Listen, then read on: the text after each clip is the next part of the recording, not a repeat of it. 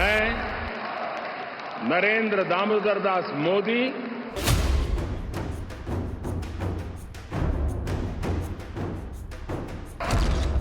मोदी का mission India पूरा system बदल दिया। मैंने देशवासियों से भी ये वादा किया था कि इस दिवाली और छठ पूजा से पहले खुशियों का डबल धमाका होगा। अब जीएसटी और भी ज्यादा सिंपल हो गया है और 22 सितंबर सोमवार जब नवरात्र का पहला दिन है, इस बार धनतेरस की रौनक भी और ज्यादा रहेगी। नए जीएसटी रिफॉर्म से देश के हर परिवार को बहुत बड़ा फायदा होगा। कश्मीर को दिलाई पहचान, खत्म किया एहसान।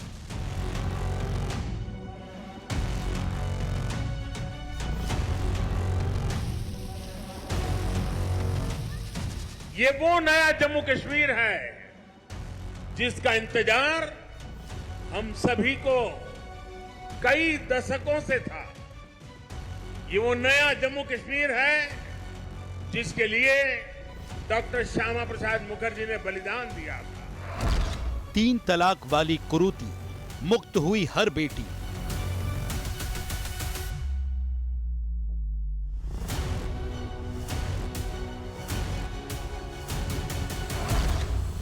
भारत प्रथम का मंत्र, मोदी का दृढ़ संकल्प।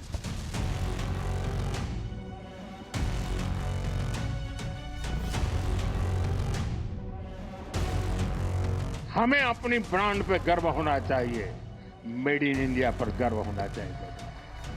ऑपरेशन सिंदूर सैन्य बल से नहीं, जनबल से जीतना है दोस्तों।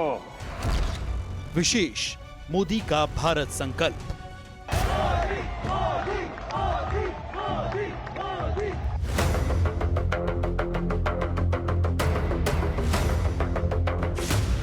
दो 2014 से अब तक भारत के प्रधानमंत्री के तौर पर नरेंद्र मोदी ने ऐसे कई ऐतिहासिक फैसले लिए जिन्होंने भारत को मजबूत, एकजुट और आधुनिक राष्ट्र बनाने की दिशा में कदम बढ़ाया। इन फैसलों ने आर्थिक सुधारों से लेकर सामाजिक न्याय तक और राष्ट्रीय सुरक्षा से प्रशासनिक दक्षता तक हर क्षेत्र में भारत को अगवा बनाने की कोशिश की और इसके लिए मुहिम शुरू की। आज व्यक्ति विशेष में पीएम मोदी की इन्हीं अहम फैसलों पर डालेंगे नजर और जानेंगे एक्सपर्ट्स का नजरिया।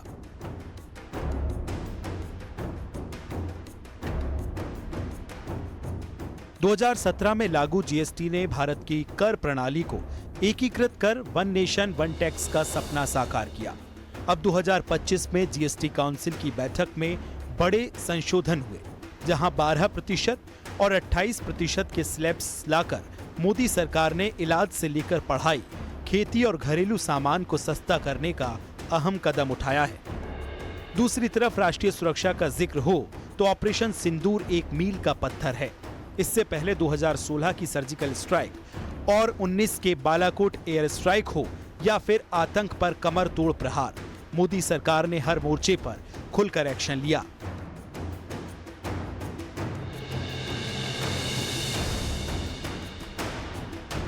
सामाजिक न्याय के मोर्चे पर 3 तलाक बिल ने मुस्लिम महिलाओं को सशक्त बनाया और सदियों पुरानी कुरीति को खत्म कर दिया। नागरिकता संशोधन अधिनियम से पाकिस्तान, बांग्लादेश और अफगानिस्तान से धार्मिक उत्पीड़न के शिकार गैर मुस्लिम शरणार्थियों के मददगार बनकर उभरे, तो वहीं एक देश एक कानून के सिद्धांत पर चलते हुए यूनिफॉर्म सिविल कोड को बढ़ावा दिया गया।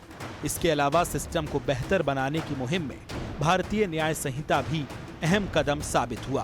ब्रिटिश कालीन आईपीसी, सीआरपीसी और साक्ष्य अधिनियम को बदलकर बीएनएस और आपराधिक न्याय प्रणाली को भारतीयता की कसौटी पर कसा। 75 साल की उम्र में भी नरेंद्र मोदी हर पल विकसित भारत 2047 के विजन को साकार करने की खातिर दमदार और कुशलता से काम कर रहे हैं। आज विशेष में जिक्र मोदी के भारत संकल्प का।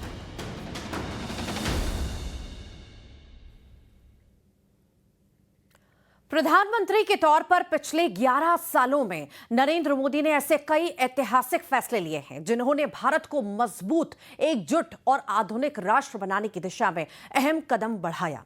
पीएम मोदी के इन फैसलों ने आर्थिक सुधारों से लेकर सामाजिक न्याय तक और राष्ट्रीय सुरक्षा में भारत को अगुवा बनाने की मुहिम शुरू की। आज विशेष में जिक्र मोदी के भारत संकल्प का।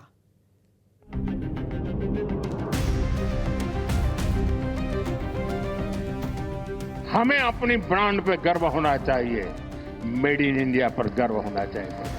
पिछले 11 साल के कार्यकाल में प्रधानमंत्री नरेंद्र मोदी ने न सिर्फ नए भारत के विकास पथ का पुख्ता रोड मैप तैयार किया, बल्कि भारत को रफ्तार के साथ उस पर आगे बढ़ाया भी।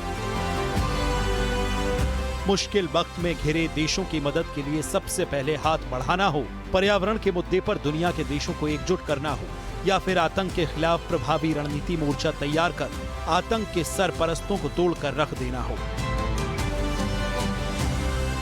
पीएम मोदी ने हर मोर्चे से वैश्विक मंच पर एक प्रभावशाली नेता के रूप में पहचान हासिल की है।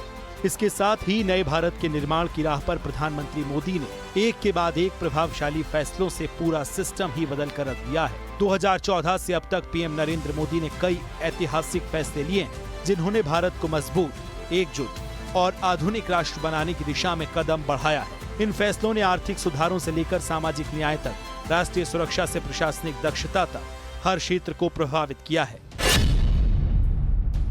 पीएम मोदी के प्रभावशाली फैसलों की बात हो तो गुड्स एंड सर्विसेज टैक्स यानी जीएसटी का जिक्र जरूरी है। 2017 में लागू जीएसटी ने भारत की कर प्रणाली को एकीकृत कर वन नेशन वन टैक्स का सपना साकार किया। हाल ही में जीएसटी काउंसिल की बैठक में बड़े संशोधन हुए हैं। अब 12% और 28% वाले स्लैब्स को खत्म करके 2 स्लैब्स वाला सिस्टम अपनाया गया है। इसमें घरेलू सामानों पर टैक्स कम हुआ, एमएसएमई और आम उपभोक्ताओं को राहत मिली। प्रधानमंत्री मोदी ने इसे जीएसटी 2.0 कहकर समर्थन किया और विकास का डबल डोज बताया, जो भारत की अर्थव्यवस्था को 21वीं सदी के हिसाब से ढालने में कारगर साबित हो रहा है। हमारे जो ऐसे सेक्टर हैं जिसमें सबसे ज्यादा लेबर लगती है, उनको जीएसटी की कम दरों से बहुत बड़ा सहारा मिलने वाला है। टेक्सटाइल हो, हैंडीक्राफ्ट हो, लेदर हो, इसमें काम करने वाले साथी, इस बिजनेस से जुड़े साथियों को बड़ी मदद मिली है। इसके साथ साथ कपड़ों और जूतों की कीमतों में भी बहुत कमी आने वाली है। हमारे स्टार्टअप्स, एमएसएमई, छोटे व्यापारी, कारोबारियों के लिए टैक्स तो कम हुआ ही है, साथ ही कुछ प्रक्रियाओं को भी सरल किया गया है। राष्ट्रीय सुरक्षा के क्षेत्रों में ऑपरेशन सिंदूर मील का पत्थर है। अप्रैल 2025 के पहलगाम आतंकी हमले में जवाब में भारतीय सेना ने पाकिस्तान के खिलाफ सटीक और तेजी के साथ स्ट्राइक की, जो 2016 की सर्जिकल स्ट्राइक और 2019 के बालाकोट एयर स्ट्राइक से आगे की कार्रवाई थी। इस ऑपरेशन ने भारत की जीरो टॉलरेंस की नीति को मजबूती दी और आतंकवाद के खिलाफ मोदी सरकार की दृढ़ता दिखाई। साथ ही भारत ने वैश्विक स्तर पर पाकिस्तान प्रायोजित आतंकवाद का नकाब भी उतारने का काम किया। मां कामाख्या के आशीर्वाद से ऑपरेशन सिंदूर को जबरदस्त सफलता मिली और लाल किले से मैंने कहा था, चक्रधारी मोहन को याद किया था, श्री कृष्ण को याद किया था और मैंने भविष्य की सुरक्षा नीति में एक सुदर्शन चक्र की कल्पना को लोगों के सामने रखा है।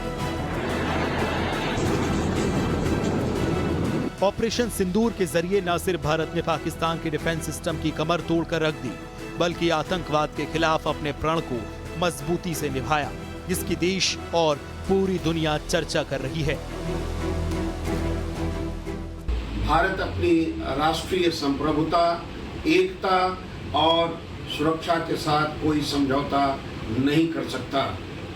ये बहुत साफ तौर पर देखा जा सकता है कि चाहे वो सर्जिकल स्ट्राइक हो या ऑपरेशन सिंदूर, भारत ने दुनिया को बता दिया कि आतंकवाद के मामले में भारत किसी भी तरह झुकने वाला नहीं है। सामाजिक न्याय के मोर्चे पर 3 तलाक बिल ने मुस्लिम महिलाओं को सशक्त बनाया। 3 तलाक को अपराध घोषित कर इसे 3 साल की सजा का प्रावधान किया गया। पीएम मोदी ने इसे महिलाओं के अधिकार की जीत बताया, जो सदियों पुरानी कुरीति को खत्म करता है। मुझे लगता है, यानी देखिए, हमें थोड़ा अध्ययन करना चाहिए। मुझे लगता है कि जो भी 3 तलाक के पक्ष में बातें करते हैं, 3 तलाक की वकालत करते हैं, ये वोट बैंक भूखे लोग मुस्लिम बेटियों के साथ बहुत बड़ा अन्याय कर रहे हैं। देखिए, दुनिया के अनेक मुस्लिम बाहुल्य देश, इसका इस्लाम से संबंध होता तो दुनिया का कोई मुस्लिम देश 3 तलाक खत्म नहीं करता। इसी तरह नागरिकता संशोधन अधिनियम ने पाकिस्तान, बांग्लादेश और अफगानिस्तान से धार्मिक उत्पीड़न के शिकार गैर मुस्लिम शरणार्थियों को तेजी से नागरिकता का रास्ता दिया, जो भारत की मानवीय परंपरा को मजबूत करता है। एक देश एक कानून के सिद्धांत पर चलते हुए यूनिफॉर्म सिविल कोड को बढ़ावा दिया गया।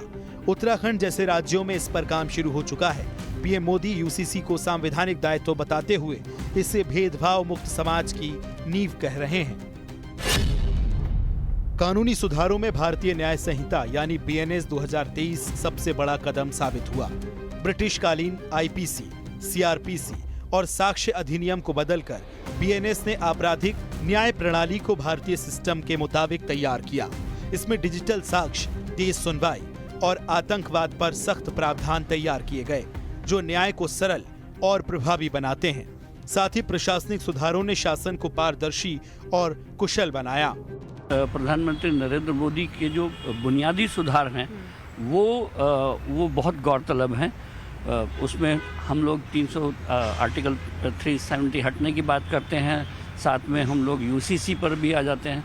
लेकिन उनसे भी अलावा जो ऐसे कदम हैं जिसने देश की दिशाएं बदल दी, जैसे कि जीएसटी का एक फैसला है जिसमें अब सेंट्रल लेवल पर, स्टेट और लेवल पर सबका एक टैक्स हो गया, और ये बहुत बड़ा रिफॉर्म था। साथ में आपने देखा कि डिमोनेटाइजेशन जैसा एक ऐसा निर्भीक कदम उठाया गया जिसमें ब्लैक मनी को, या जो पुरानी मनी पड़ी हुई थी, उसको बदला गया, नोट बदले गए। इसके अलावा आपने देखा होगा कि लगभग 1,500 पुराने कानून जिनका कोई मतलब नहीं था, अंग्रेज़ों के कानून थे, वो हटा दिए गए। वहीं इसके अलावा डिजिटल इंडिया, आधार, डायरेक्ट बेनिफिट ट्रांसफर यानी डीबीटी से भ्रष्टाचार कम हुआ, जबकि आरटीआई संशोधन और ई गवर्नेंस ने नौकरशाही को कम किया। 21वीं सदी में आगे बढ़ता हुआ हमारा देश एक ही लक्ष्य लेकर चल रहा है, विकसित भारत का लक्ष्य।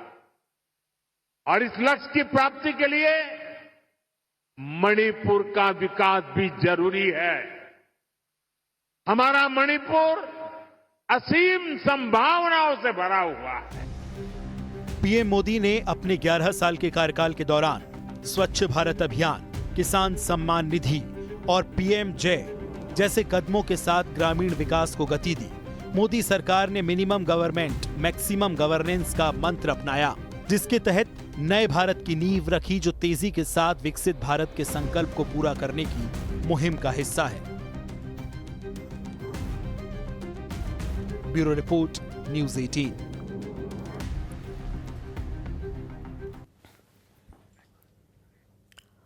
पीएम मोदी आज न केवल भारत के बल्कि विश्व राजनीति के सबसे प्रभावशाली नेताओं में शुमार हैं, बल्कि दुनिया उनके लिए गए फैसलों और नीतियों को उम्मीद भरी नजरों से देखती है।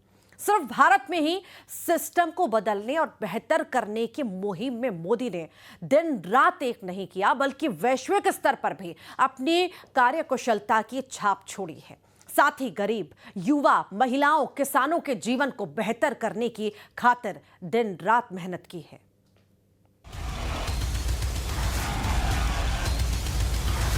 भारत ने दुनिया को युद्ध नहीं, बुद्ध दिए। ज्ञान में, अध्यात्म में, गरिमा में, अन्नदान में, संगीत में, शाश्वत कविताओं में हमारा देश भारत पूरे विश्व में सबसे महान है। आज हम 140 करोड़ भारतीय मिलकर अपने देश को विकसित भारत बनाने के लिए जी जान से जुटे हैं। प्रधानमंत्री नरेंद्र मोदी ने हाल ही में वर्षों में न सिर्फ भारत में बल्कि वैश्विक स्तर पर भी एक अलग पहचान और साख बनाई। I say to the whole world, India will identify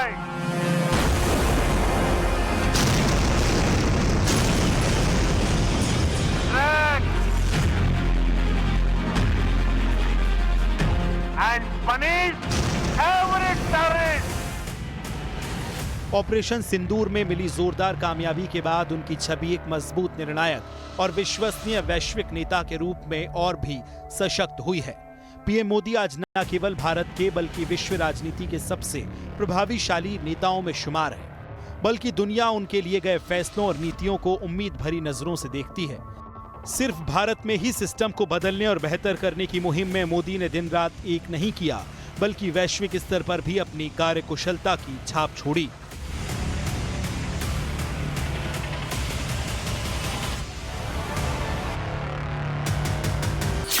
covid vaccine कूटनीति, कई देशों को लाखों वैक्सीन डोज मुफ्त में दी। 2023 में G20 देशों की अगुवाई, G20 शिखर सम्मेलन की मेजबानी की। अंतर्राष्ट्रीय योग दिवस को पहचान, 21 जून को अंतर्राष्ट्रीय योग दिवस मनाया गया। द्विपक्षीय संबंधों को मजबूती, रूस, फ्रांस, भूटान और फिजी जैसे देशों से मजबूत संबंध। आतंकवाद के खिलाफ दुनिया को एकजुट किया, आतंक के खिलाफ एक्शन प्लान तैयार कर काम। तो उसमें अर्थव्यवस्था ने कितनी प्रगति की है, इसको हम इसी से लगा सकते हैं कि वैश्विक स्तर पर भारत अपना किस प्रकार से जो ग्रोथ रेट है उसकी अर्थव्यवस्था की कैसे दर्ज करा रहा है अपनी उपस्थिति को, मतलब बढ़ती हुई अर्थव्यवस्था के तौर पर विश्व की सभी हम जान रहे हैं कि भारत इस समय विश्व की चौथी अर्थव्यवस्था बन चुका है। और अगर हम देखें जो वैश्विक संस्थाएं हैं जिसमें हम चाहे यूनाइटेड नेशंस को लें, यूएन को लें और चाहे IMF को लें, उन्होंने भी भारत की जो ग्रोथ रेट है उसको 2025 और 25 और 26 में 6.3 से लेकर 6, दोनों जो बड़ी संस्थाएं हैं उन दोनों ही संस्थाओं ने भारत की ग्रोथ रेट को जो है वो 6.3 से 6.4% पर आंका है। पीएम मोदी ने इन फैसलों से भारत ने वैश्विक पटल पर मजबूत कदम रखा। 75 वर्ष की आयु में भी पीएम मोदी का विजन विकसित भारत 2047 को साकार करने वाला है। पीएम मोदी के नेतृत्व में भारत न केवल आर्थिक महाशक्ति बनकर उभर रहा है, बल्कि दुनिया को भी राह दिखा रहा है।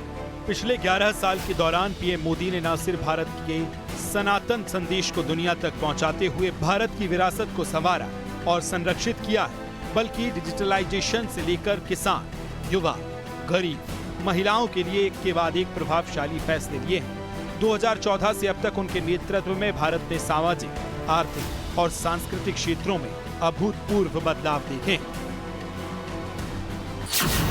प्रधानमंत्री आवास योजना, ग्रामीण और शहरी क्षेत्रों में 4 करोड़ से ज्यादा घर दिए। स्वच्छ भारत मिशन, 12 करोड़ से ज्यादा शौचालय बनाए।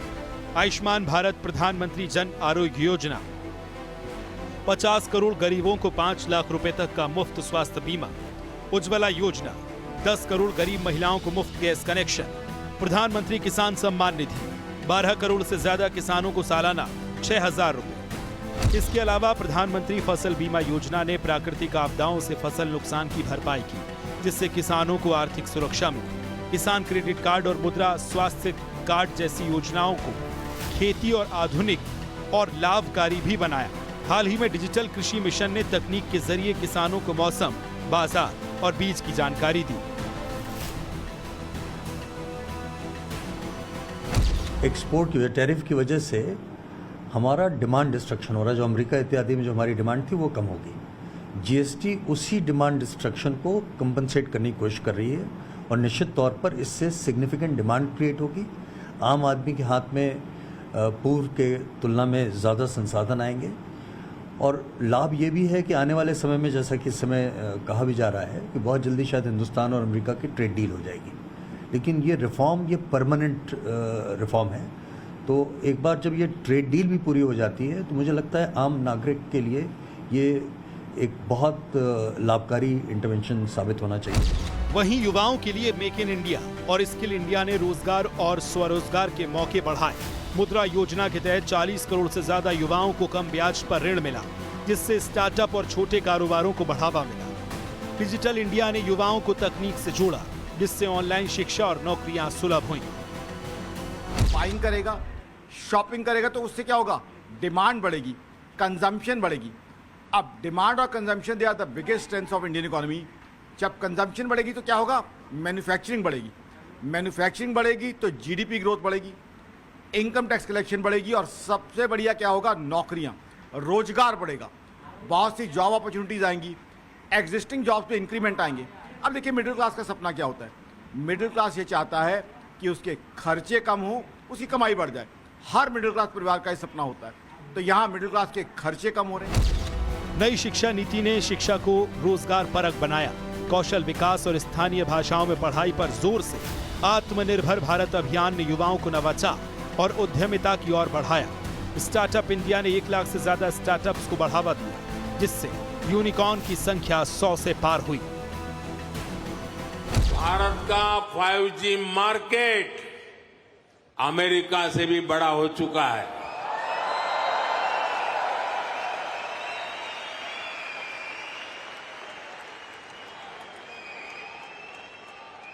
और ये 2 साल के भीतर भीतर हुआ है। अब तो Bharat made in India 6G पर काम कर रहा है। ये कैसे हुआ?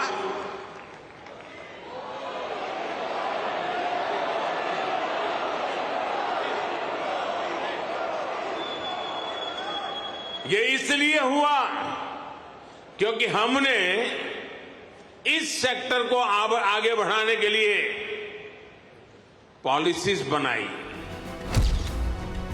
प्रधानमंत्री मोदी का विजन सबका साथ सबका विकास हर क्षेत्र में साकार हो रहा है। गरीबों को घर, किसानों को सम्मान, युवाओं को अवसर, महिलाओं को सशक्तिकरण देकर पीएम मोदी ने विकसित भारत की प्रतिज्ञा और मजबूत की है। Bureau report, news 18।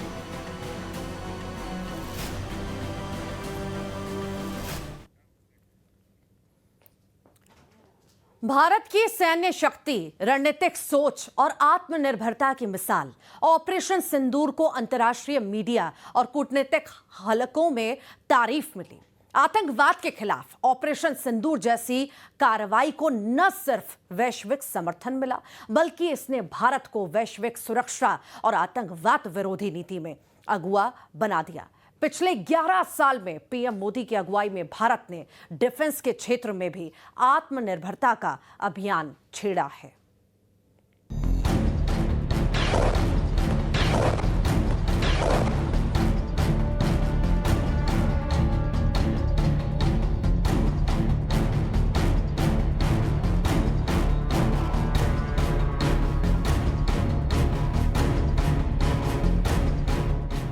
ऑपरेशन सिंदूर के दौरान भारत ने पाकिस्तान के आतंकी ठिकानों पर बिना किसी बाहरी मदद के सटीक और कमरतोड़ कार्रवाई की।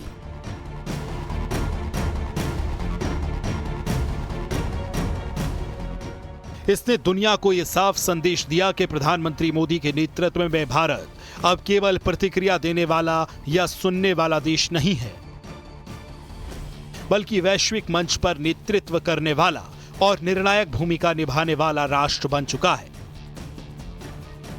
भारत की इकोनॉमी दुनिया में 11 नंबर पर थे।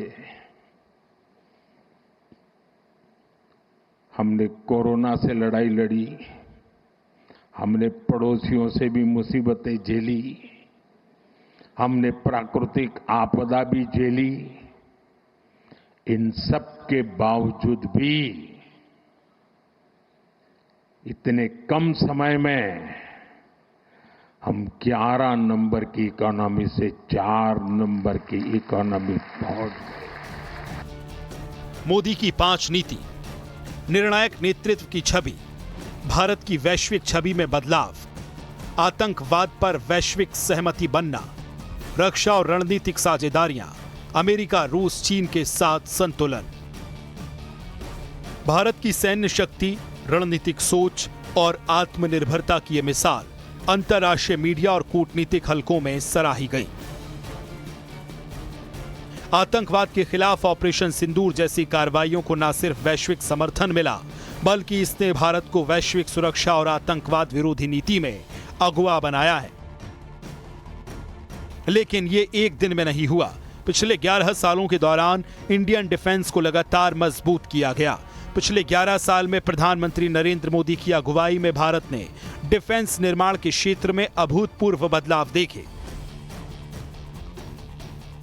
2014 से पहले आयात पर निर्भर भारत अब आत्मनिर्भरता की ओर बढ़ रहा है। मेक इन इंडिया और आत्मनिर्भर भारत अभियान ने डिफेंस उत्पादन को 174% बढ़ाकर 2023-24 में 1.27 लाख करोड़ रुपए तक पहुंचा दिया है। ऑपरेशन सिंदूर के दरमियान पहली बार हुआ जब आत्मनिर्भर भारत की ताकत को दुनिया ने पहचाना। Made in India drone, made in India missile ने पाकिस्तान के हथियारों की पोल खोल करके रख दी। इन प्रभावशाली कदमों में डिफेंस प्रोडक्शन पॉलिसी 2020 ने निजी क्षेत्र को बढ़ावा दिया। निजी कंपनियों ने ट्रांसपोर्ट एयरक्राफ्ट, आर्टिलरी, गन और पिनाका रॉकेट लॉन्चर बनाए। आईएनएस विक्रांत, देश का पहला स्वदेशी एयरक्राफ्ट कैरियर, 2022 में कमीशन हुआ, जो समुद्री शक्ति का प्रतीक है।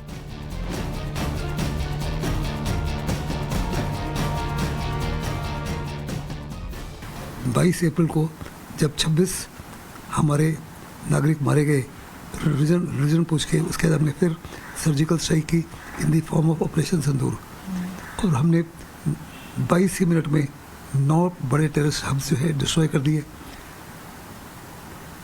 किसी प्रकार का कोई कोलेटरल डैमेज नहीं हुआ, कोई सिविलियन नहीं मरा, कोई मिलिट्री वाला नहीं मरा, कोई IASI का नहीं मरा। कम से कम 100 टेररिस्ट मारे गए। और जब जब दुनिया में कोई बड़ी आपत्ति आई, जैसे कि कोविड के बाद में, हमने 100 देशों को मुफ्त मेडिसिन दी। और जब रशिया और यूक्रेन की लड़ाई हुई तो फर्टिलाइजर प्राइसेस आसमान को छू लिया। सबसे बड़ा वीट का एक्सपोर्टर यूक्रेन था। तब दुनिया में बड़ी भूखमरी पड़ गई, खास करके ग्लोबल साउथ में। 84 देशों को हमने राशन सप्लाई दिया। प्रचंड हेलीकॉप्टर, पृथ्वी 2 मिसाइल और अग्नि 3 के सफल परीक्षण के स्वदेशी तकनीकी को मजबूती मिली।